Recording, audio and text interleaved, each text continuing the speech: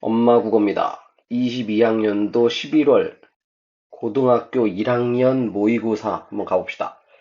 고전시가 세트였고 윤희우의 일민가, 이효석의 화춘의장이라는 수필, 여기는 가사. 여기 그림은 윤희우가 누구냐면은 윤선도의 후손, 그 다음에 이 그림을 그린 윤두서라는 양반의 아버지. 이 양반이 조선시대의 말 그림을 가장 잘 그렸대. 그래서 살찐 말 그림 여기 갖다 놨고, 고등학교 1학년이 고전시가를 어떻게 접근해야 쫄지 않고 시험장에서 딱딱 끊어낼 수 있는지 이거 한번 가봅시다. 일단 그 얘기를 먼저 하면, 고시는 특히 고1 정도 학생들한테는 넘사벽이지. 일단 뭐 도대체 뭔 얘기인지도 잘 모르겠고, 그 다음에 읽고 나서도 뭐 문제에서 뭘 요구하는지도 모르겠고, 일단은 이 본문에 대한 두려움을 없애야 돼. 그래서 시험에 맨날 나오는 정철, 윤선도, 박일로 한 사람 앞에 한 두 개씩 정도만 공부하면 돼. 정철은 가사, 윤선도는 시조, 박일로는 뭐 누항사 뭐 이 정도 해가지고 머릿속에다가 정리를 좀 하면, 그러면 이제 고전시가 대충 이런 얘기가 진행되고 이렇게 문제가 나오는군. 한 번은 해야 돼. 그래야 여러분들이 고전시가 만났을 때 그럭저럭. 왜냐면 고전시가 이게 엄청나게 지금 길잖아. 고1인데 이렇게 지문 긴 거 처음 봤거든.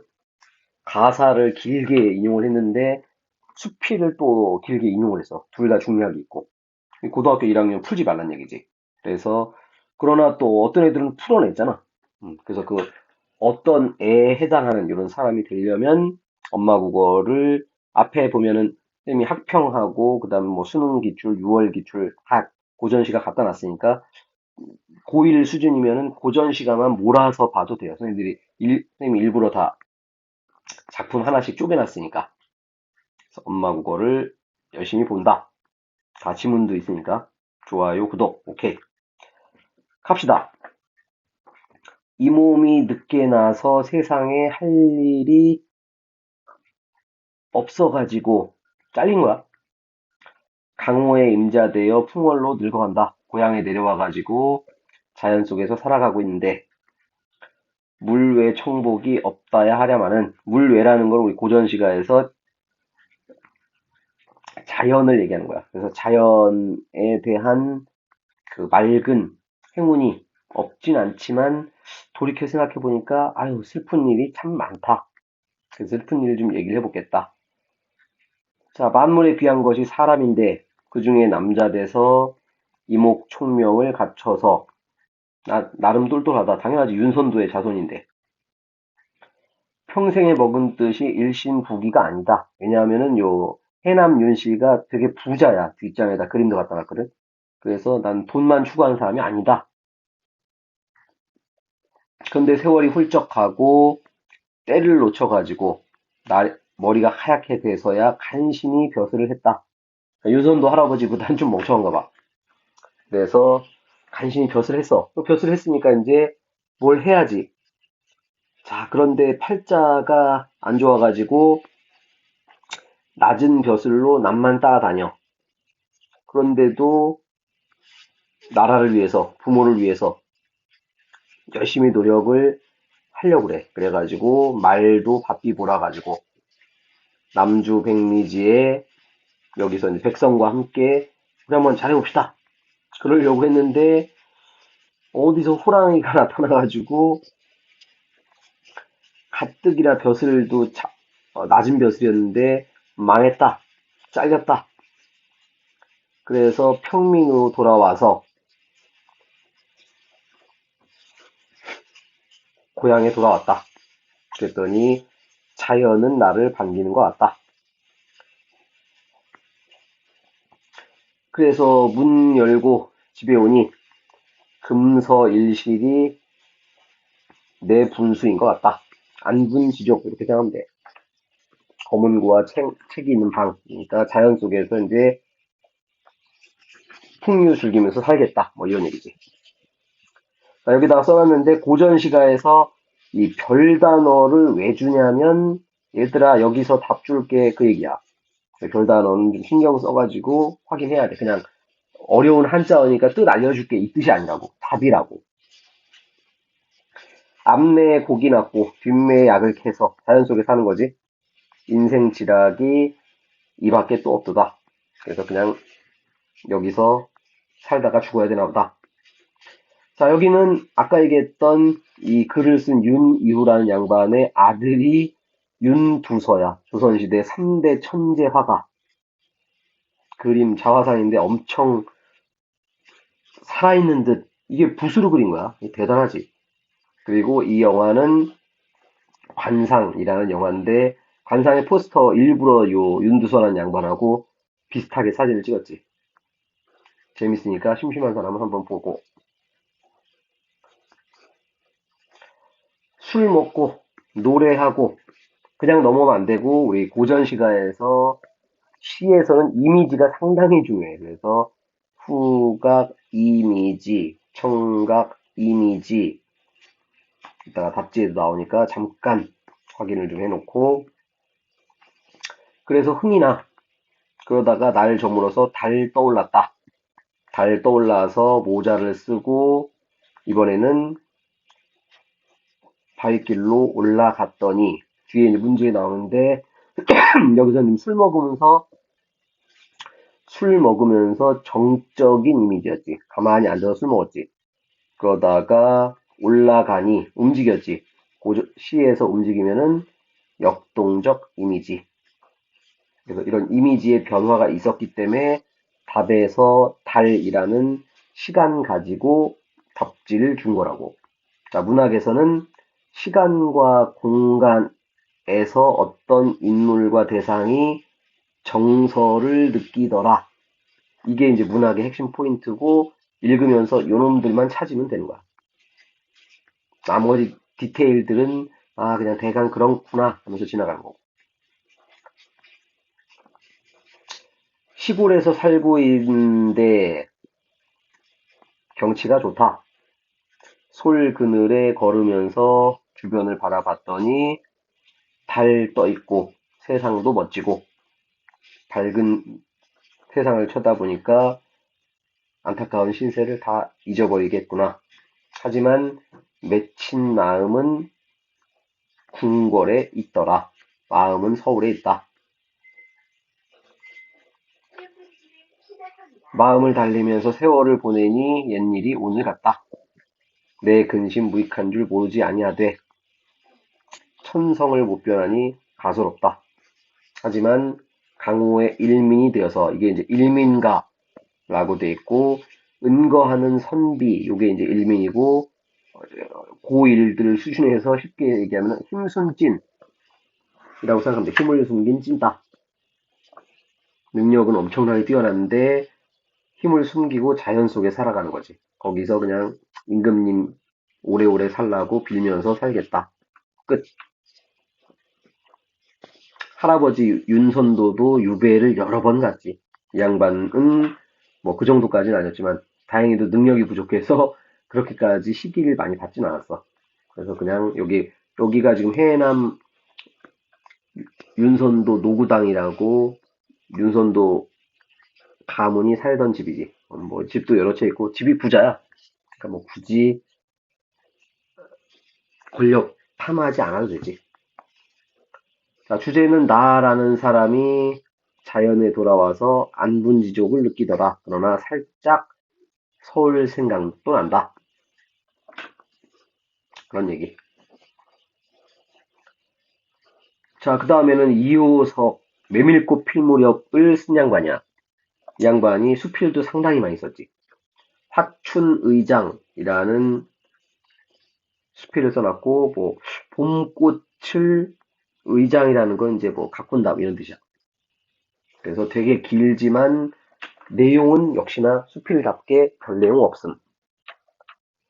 갑시다. 붉은 튤립 옆으로 장미도 있고 달리아도 있고 길에서는 볼 수 없는 경치인데 아침 저녁으로 나는 그거를 정원에서 보니까 행복하다. 자, 왜 행복하냐면 60 넘은 노인이 이 꽃을 가꾸더라. 그래서 씨를 뿌리기 시작한 날부터는 하루도 번기는 날 없이 아침만 되면, 뒤에 이제 문제 나오지. 아침만 되면 60 넘은 노인이 와가지고 정원을 가꾸더라. 허리가 휘고 힘은 없어 보이는데 지치는 법 없이 저녁이 될 때까지 묵묵히 일하는 모습 참 아름답다. 흙을 아끼고 그 다음에 희열이 드러나 보인다. 얼굴이 마주칠 때면 웃어 보이는 모습, 그거는 그야말로 예술이다. 근로와 예술을 동시에 가진 생활, 그 경지를 나는 60 넘은 노인에게서 보는 것이다. 꽃밭을 가꾸면서 만족스런 노동의 모습을 말하는 것이다. 중략이 있었고, 자, 그의 착실한 자태를 바라볼 때, 그 양반은 훌륭해. 예찬하고 있지. 여기 예찬 써놨지. 그런데 나를 쳐다봤더니, 아, 난 왜 병신같이 아무것도 못하고 있지? 부끄러운 생각을 갖고 있고, 우울하고. 솔직하게 말해서 희망이라는 것은 어느 정도 거리의 것인가를 생각할 때 역시 답답하다. 아, 난 희망도 없는 것 같아. 할 바를 모르는 게 아니라 길이 없는 것이다. 이제 일제시대야. 그 일제시대 생각하면 이런 지식인들이 얼마나 답답했는가를 확인할 수 있지. 그래서 이렇게 몸을 움직이는 사람들 쳐다봤더니 자기가 오히려 부끄럽다. 그래서 어떻게 해서든 움직이면서라도 애써 봐야겠다. 이렇게 마무리를 지었지. 자, 수필이 이게 소설처럼 한 글자 한 글자 읽어버리면 큰일 나. 내가 지금 읽은 것처럼 빠르게 기호 위주로 동그라미 세모 표시하면서 특히 끝부분에다가 표시하고 마무리를 지어야 그래야 문제를 풀 수 있다고. 이거 수필 읽는데 뭐 5분 걸리고 이러면 큰일 나요. 수필은 빠르게. 어차피 기호에서 한 문제, 끝에서 한 문제, 두 문제밖에 안 나오니까. 갑시다. 가나의 공통점 미리 적어놨는데 고전시가 여러분들이 이제 고2, 고3 올라가면서 이것저것 경기체가 향가 뭐 이런 거 배울 텐데 수능 시험에 나오는 거는 가사하고 시조만 나오는 거야. 너무 고전시가 부담 갖지 말라고. 나머지는 내신에 있으면 그냥 내신 문제 푼다 생각하고 그놈만 쳐다보고 수능은 안 나와. 자, 그리고 고전 시간은 표현법이 정해져 있어. 맨 끝에가 다자로 안 끝나면 전부 영탄법이고 고전 시간은 다자로 끝나는 게 거의 없지. 여기 보면은 전부 다 뭐뭐 하는 가, 라, 나, 가수로 다자로 끝나는 게 거의 없다고. 그래서 영탄이 다 들어있다. 자, 서리법 아까 방금 전에 표시했지만 말투가 의문형, 안 궁금한데 뭐뭐 하는가 이런 식으로 끝나 전부 다. 그냥 당연히 있다 이렇게 생각하면 돼. 그 다음 대구법이라는 거는 같은 위치에 같은 말. 봄에는 빵끝, 여름에는 활짝 이런 식으로 나오는 게 대구법이고 역시 당연히 다 있다 생각하고 움직이면 돼. 그래서 가장 적절인데 서리적 표현, 땡큐. 가는 당연한 얘기니까 나에서만 잠깐 살펴보면 되고 맨 끝부분에 보면 역시 가린다는 말인가 하면서 서리법이 나오지. 주워 먹는 문제. 자, 나머지 2번 구체적인 지명은 아까 가에서만 어디 마을에 가갖고 백성을 다스리는 얘기 잠깐 있었고, 그 다음에 청각 이미지 아까 있었지. 노래를 부르고 술을 마시고. 자, 그 다음에 4번을 보니까 뭐 사태가 심각하다. 지금 자연 친화인데 사태가 심각하면 안 되고. 그 다음에 언어 유희 이것도 역시 마찬가지로 판소리나 탈춤 이런 데서 주로 나오는 사설시죠. 양반들이 쓰는 글에서는 거의 안 나오지. 기역 미음으로 적절하지 않은 것. 그래서 일단 답을 먼저 보면은 할아버지를 쳐다보면서 그 노인네가 꽃밭 가꿨더니 참 아름다워지더라. 는 거지 의혹이 해소된다. 노인네에 대해서 뭐 의심을 하고 이런 내용은 전혀 없지. 아마 답 찾기는 굉장히 쉬웠을 듯. 그 다음에 기억 부분에서는 행복을 느꼈다. 그 스님의 심정. 그 다음에 디귿에서는 오히려 노인네가 일하는 게 아유 예술이다. 까지 예찬을 했고. 그 다음 리을에서는 본인 얘기를 했었는데 희망의 의미가 없다. 답답하다. 그 얘기했고. 그 다음에 미음에서는 도대체 내가 왜 그런가? 원인을 봤더니 길이 없더라. 가나로 가장 적절, 계속 강조하지만 가장 적절은 주제이거나 주된 표현. 그래서 일단 답부터 살펴보면 가에서 아까 달 떴지. 달 뜬 부분 보면은 그 앞쪽에서는 술 먹고 노래하고 쉬고 있었는데 언덕길 따라서 올라갔다. 그래서 행동 변화, 즉 정적인 이미지에서 역동적 이미지로 변화가 일어나서 문제를 출제한 거다. 자, 그렇다면 나의 아침은 뭐냐? 글쓴이가 아침마다 그 육식 먹은 노인네를 관찰하는 거지. 그 노인네가 일관된 행동, 아침부터 해 질 때까지 부지런히 정원을 가꾸는 이런 모습을 쳐다보는 시간적 배경. 아까 저 앞쪽에도 얘기했지만 문학이란 놈은 특정한 시간과 공간에서 정서를 드러낸다. 그 놈을 확인하면 되는 문제. 자, 힘 숨진 나왔고 일민가지 아까 일민이라는 거는 힘을 숨긴 찐따.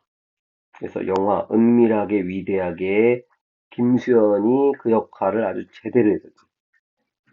이 친구가 서울에서는 바보로 나오는데 알고 봤더니 엄청 싸움도 잘하고 머리도 좋고 능력자였지. 물론 뭐 북한 간첩이긴 했지만 재밌는 영화니까 한번 구경을 해보시고. 자, 보기를 봤더니 가하나는 자기 성찰과 현실에 대한 고민을 드러낸 작품이다 라고 주제를 줬고 3번 답지를 봤더니 아까 금서일실보라고 안분지족을 하는 공간이었지. 안분지족을 하는 동그라미 공간인데 고민하고 있다. 그래서 동그라미는 세모예요. 이렇게 답이 틀린 거였고. 자, 나에서는 생활 의욕이 떨어졌다 세모는 고민 세모를 드러낸 거 맞지. 그래서 이렇게 적절하지 않은 거 이놈을 찾아내면 될 거고. 자, 우리가 아마 이거 보고 있는 사람은 공부를 하거나 또는 내신을 특히 내신을 공부하는 사람들을 잠깐 얘기를 해주면 자, 내신 시험에서 모의고사를 출제하는 경우가 상당히 많거든. 그러면은 뭘 하겠다는 얘기냐면은 선지를 변형해서 지문은 변형 못해. 선지를 변형해서 답을 만들겠다 이런 얘기고 선지를 변형한다는 얘기는 적절하지 않은 문제에서 이 적절한 선지들을 잘 쳐다보면 돼요. 이거 가지고 변형하는 거거든. 그래서 냇물과 산에서 논다. 이것은 자연 속에서 위안을 얻는다. 오케이. 노동의 참된 경지라고 했으니까 가치 있는 삶의 모습. 오케이. 내가 천성을 못 변해서 가소롭다 라고 하는 거는 번민을 떨치지 못하는 모습이고 노인네를 바라보면서 부끄러워하는 것은 타인과 대조하는 모습이었고 오케이. 강호의 일민이 되어서 살겠다. 은거하면서 살겠다. 행의 생활을 다짐하겠다. 극복 의지를 다지겠다. 이런 식으로 선지를 변형하게 되니까 이 동그라미 세모한 거를 슬쩍 바꿔서 출제할 테니까 그 놈만 확인하면 되겠습니다. 자, 마무리로 이 작품은 혼탁한 정치 현실에서 벗어나려 하는 어떤 사대부가 갈등을 하는 일민의 노래다. 자연 속에 살고 있지만 고민을 중단할 수 없던 사대부의 모습이 드러나고 그러한 삶을 선택한 계기, 나는 어쩔 수 없이 자연 속에 사는 거다. 그래서 윤선도 할아버지의 뒤를 이은 손자 윤이후가 쓴 글이고 아들은 아까 그림을 그렸던 조선시대 말그림의 대가 윤두서 양반이었고 괜히 여러분들 결혼할 때 집안을 보는 게 아니야. 윤두서 할아버지의 외손자가 정약용이에요. 그 유명한 정약용. 이 집안이 이렇게 연결된 거야. 윤선도, 정약용 이렇게. 그래서 여러분들도 혹시 뼈대 있는 가문이라면 그 뼈대 있는 가문 이름 저버리지 않게 행동을 잘 할 것이고 만약에 우리 집안이 뼈대 있는 집안이 아니다. 선생님처럼.